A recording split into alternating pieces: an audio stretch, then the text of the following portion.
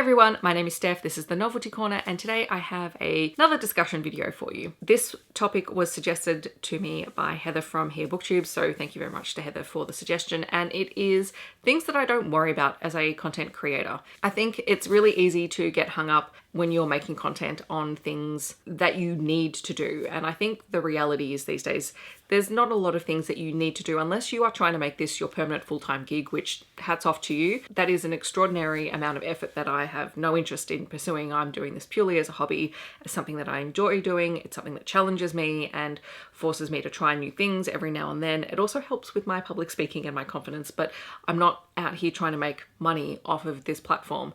If I do, that's great, but it's not my ultimate goal. To that end, it kind of gives me freedom in what I produce and what I can pick and choose as being things that I need to do versus things that I can leave to the side because it sits in that category of that is too much for what I'm trying to achieve here. So this is not at all a dig at anyone who is pursuing this as a full-time career or the things that they need to do, but this is more a sort of reflection for me on what I have learned along my journey as a content creator, what I have chosen to keep in my routine and what I've chosen just to let go of, because ultimately at the end of the day, I have to do what's right for me and what I'm creating here. So this kind of fits in with the series about the things that I can't live without as a reader and things I can't live without as a Booktube content creator. I'm really enjoying sort of this reflective series at the moment. So the first thing that I can live without as a content creator is all the really fancy editing that people seem to do. I'm not out here to take brilliant B-roll because I can't.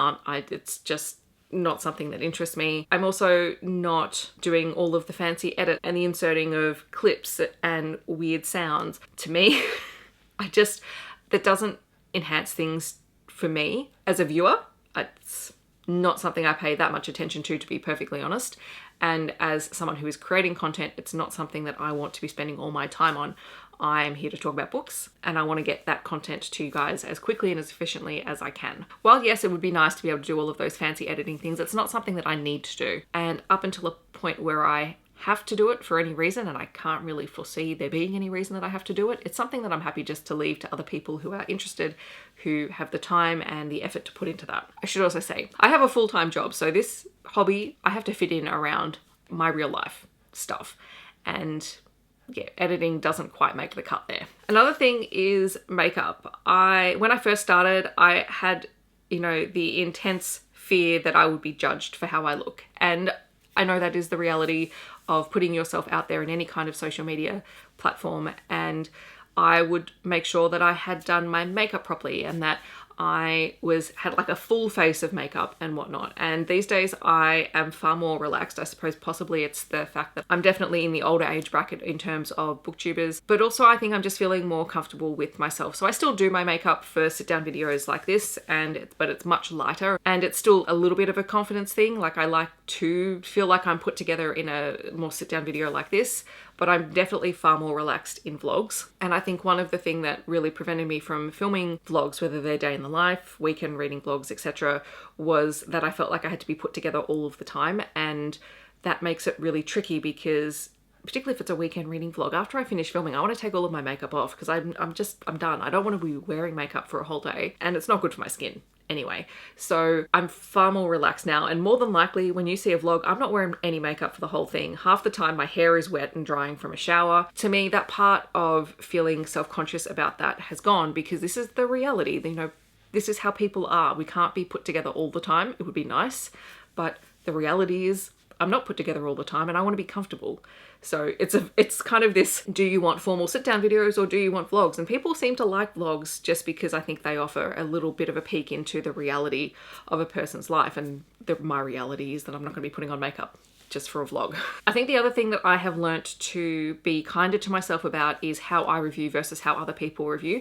Some people love really in-depth reflections and reviews and are very almost academic in the way that they review books. And if they're not academic, they're just incredibly thoughtful. And that's not quite me. That's not how I review. I am predominantly a mood reader, so I'm going to read what I want to read. And when I review, I want to talk about the things that actually stand out to me. But I also want to talk about, the point of the book and what happened. I try to have a bit of a blend of both, and I try not to always just be, I just love this book, so this is why you should read it. But if I'm feeling that, that's because I really enjoyed it. And sometimes I just can't help myself. I'm trying to include more details about why I've liked something, but at the end of the day, I think you can tell when someone is genuinely excited about the book, whether that is a long, in-depth review, whether that is a shorter review. I think you can tell genuinely when someone is enjoying something, and I think I'm getting better at conveying that. Just whether it's I enjoyed it, or I didn't like it, or whatever, that's kind of all I want to get across. And I read a lot, so if I spent, time doing incredibly in-depth reviews of all of the books that I read, we'd be here forever and no one's got time for that. I'm trying to give myself some grace and just accepting that the way I review is the way that I review, and I don't have to change that for anyone. I should say, as a caveat to that though, since I've started reviewing books for Little Bookish Teacher, I am switching review headspaces a little bit, because if I'm reviewing a kid's book, I'm often thinking about it in terms of how I would use this with a group of students. And so my reviewing style is a little bit different for picture books, middle grade books, things like that, because often I'm going, okay, well, how would I use this in a classroom? And what are some of the themes and things that are going to be useful for adults or teachers to actually use this text, which is different to how I review on this channel. Just something interesting that I've noted this year as I've been working through both channels' content. The next thing, I suppose, is reading popular books. I read a lot of popular books, but I also like going into people's back catalogues. I also like marathoning authors. And I also, I read fairly widely. Like I'm not talking extensively widely. Like I think in my space where I'm predominantly reading romance now, I read across a lot of subgenres, but I also still read outside of that. I have gotten into manga thanks to my friends. I've always been interested in sci-fi, and I still try and include that in my reading, not just sci-fi romance, but actual science fiction stories when there's something that's interesting to me. I'm reading research books for my work, and I'm trying to include lots of those things outside of my romance reading, although that is the bulk of what I read now. So I suppose widely is a generous term. There are a lot of things that I suppose I see people always talking about, the same books, whether it's here on Booktube or on TikTok or things like that, the same genres that come up. And interestingly enough, I've talked about this in a couple of live shows with people. There's been this big trend, because when I first started talking about romance books, it was like historical romance was everywhere. And it still is, because people love that, and I'm not at all having a go at historical romance. But what I've noticed with a lot of content creators is, because of the way that book content creation has shifted because of TikTok, a lot of those people who were talking only about historical romance have shifted now to only talking about dark romance. And it's interesting to see those trends, but of course I don't actually fit very well into either of those categories. I'm not a huge historical romance fan, and I'm not a dark romance fan. I read a lot of dark romance, light or romantic suspense, or things that have darker elements in it, but the actual subgenre of dark romance is not something that I'm interested in. I just don't like the themes that usually happen in that space. And it's interesting to watch how people go through those phases and where I sit within it, whether I'm part of it or not. Like I'm part of the hockey romance phase at the moment, and I'm not apologetic about that. I'm really enjoying it, but I'm still also trying to read outside of that, because it gets to a point where people either get bored or there's just an oversaturation of something. And so it's interesting for me to go, okay, well, I'm just kind of going to read what I want to read. I have a great group of friends in the community who are also like that, so I get lots of different recommendations, which is what I like. I tend to watch people who recommend widely, as opposed to just sticking to one subgenre or one part of either the romance book community or whichever part of the book community that I happen to be following. But yeah, I've let go of that need to read everything that everyone is talking about, because I don't need to do that unless it's something that I'm interested in or an author that I love. Yeah, I'm always going to read some popular books, but I don't think I'm going to be reading the popular social media Booktube books, because to be honest, I'm not all that interested in them. Another thing that's kind of been going around at the minute is the way that people are interacting with videos. Now, thankfully, I have a really wonderful space here on Booktube, and I try not to be negative in my space. I certainly have thoughts and feelings on things, and if I don't like something, I will voice it. But this space is for me to share things that I love and I'm passionate about. And to that end, I don't tend to be overly negative. But whenever you're in an online space, you of course always open yourself up to comments or criticism from other people. And that can be really confronting. Thankfully, I don't have to deal with that all the time at all.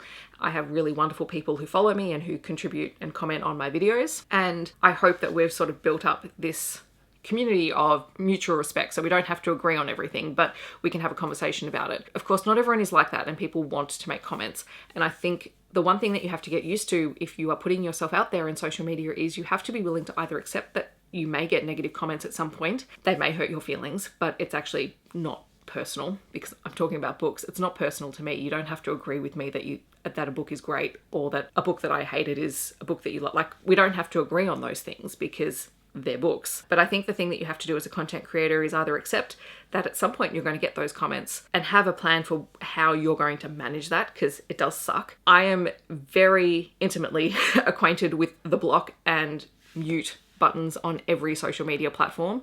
If I don't like something or I'm uncomfortable with something that someone has said, I will use those options, because my space is my space and I want to curate it so that it is a safe space for myself and for my friends and for the people who are coming to these videos. Everyone needs to feel comfortable. And I think we've just got to be willing to accept that that's okay. Like, if someone is making you uncomfortable, you do not have to sit down and take it. You don't have to be rude. You don't have to be obnoxious about it.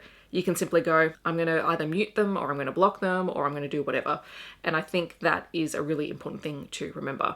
And I know there's been some things going around recently about people leaving negative comments on things and whatnot. It's something that we've got to deal with, and it's something that you've got to have a plan for. I'm getting close to the end of my list, guys. One of the other things that I am not all that worried about these days is keeping up. This kind of relates to that popularity sort of thing. I'm an Australian Booktube content creator, and the reality is, particularly in the romance book community, I am an outlier. Yes, there are other Australian content creators and they are wonderful, but the majority of the bigger content creators tend to ignore us. So the reality is you sort of have to get over that, because YouTube as a platform is very US centric. It's very Northern Hemisphere centric when you come below that. And so you kind of have to carve out your own niche.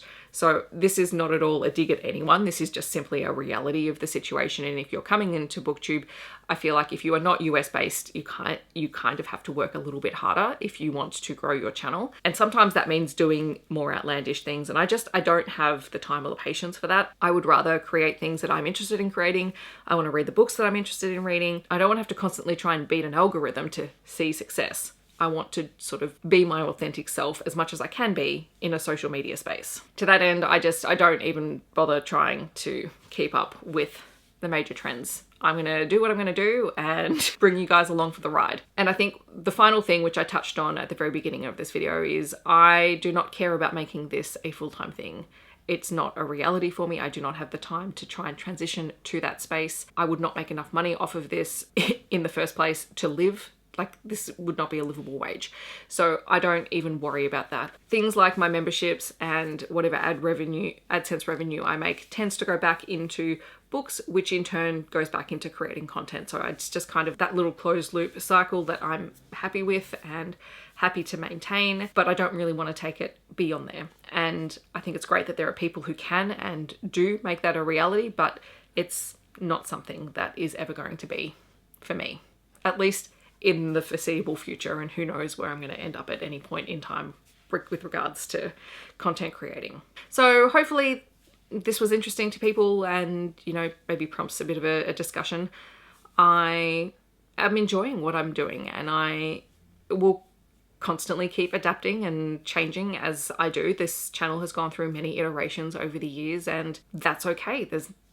That's great. And my main thing is just sharing my love of reading with you guys, sharing some hopefully different recommendations with people, and having a good time while I'm doing it. Because as soon as this stops being enjoyable, then it's not going to continue, because if it's not enjoyable, it's not sustainable for me. Thank you very much for watching. If you want to let me know that you're here but you don't want to leave a comment, feel free to leave any kind of heart emoji.